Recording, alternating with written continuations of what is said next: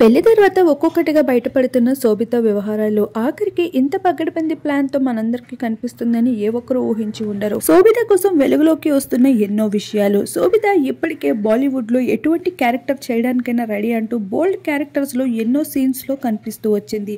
అయితే శోభిత పెద్దగా మనెవరికి తెలుగులో తెలియకపోవచ్చు, కానీ అక్కినేని కోడలైన తర్వాత మాత్రం అందరికీ తన కోసం ఒక్కొక్కటిగా బయటికి వస్తూ ఉన్నాయి.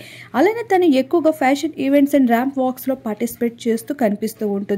అలా ఎప్పటికప్పుడు ముంబైలో అటెండ్ అవుతూ వస్తూ ఉంటుంది. అలానే హిందీలో ఎన్నో వెబ్ సిరీస్ లో సైతం నటిస్తూ కనిపించింది. అదే విధంగా నటుడు విజయ్ వర్మతో సైతం శోభితకి మంచి సంబంధాలే ఉన్నాయి. అయితే విజయ్ వర్మ ఎవరో కాదు, Tamannaah X boy friend. Recent కాలంలో తమన్నా విజయ్ వర్మల మధ్యన బ్రేకప్ అయిన విషయం తెలిసిందే. విజయ్ వర్మ తెలుగు వారికి పెద్దగా తెలియకపోవచ్చు. తమన్నా లవ్ చేస్తున్నప్పటి నుండి కూడా విజయ్ వర్మ హాట్ టాపిక్ గా నిలిచాడు తెలుగు ఇండస్ట్రీలో. అయితే వీరిద్దరి మధ్యన బ్రేకప్ అయితే ఖాయమైపోయిన విషయం తెలిసిందే. ఇప్పుడు విజయ్ వర్మతో శోభితకి సంబంధించిన కొన్ని విషయాల్లో మరోసారి హాట్ టాపిక్ గా నిలుస్తూ వచ్చేశారు. ఇటీవల జరిగిన ముంబై లాక్మీ ఫ్యాషన్ ఈవెంట్ లో శోభిత ధూళిపాలతో అయితే అటెండ్ అవుతూ వచ్చేశాడు మన విజయ్ వర్మ. అయితే వీరిద్దరి సంభాషణ అలానే వీరిద్దరు క్లోజ్నెస్ చూసి మీడియా వాళ్ళంతా క్యాప్చర్ చేయడం మొదలు పెట్టారు. బాలీవుడ్ వర్గాలకి చేతులు నలుపుకుంటూ హగ్స్ చేసుకుంటూ మాట్లాడడం అలానే క్లోజ్ గా ఉండడం ఎంతో కామన్. అయితే ఇక్కడ శోభిత ధూళిపాలను చూసి విజయ్ వర్మ సైతం అదే విధంగా ప్రవర్తించడం మొదలు పెట్టాడు.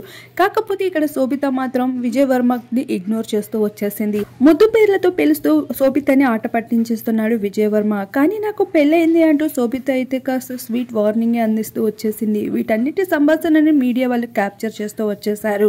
అయితే శోభిత ధూళిపాల ఇప్పటికే ఫ్యాషన్ ఈవెంట్స్ లో అక్కినేని కోడలైన తర్వాత కూడా అటెండ్ అవుతూ వస్తుంది. కానీ ఏమైందో ఏమో గానీ ఫ్యాషన్ ఈవెంట్ లో శోభితని అందరూ ఎక్కువ మోతాదులో ఇగ్నోర్ చేస్తూ వచ్చేశారు.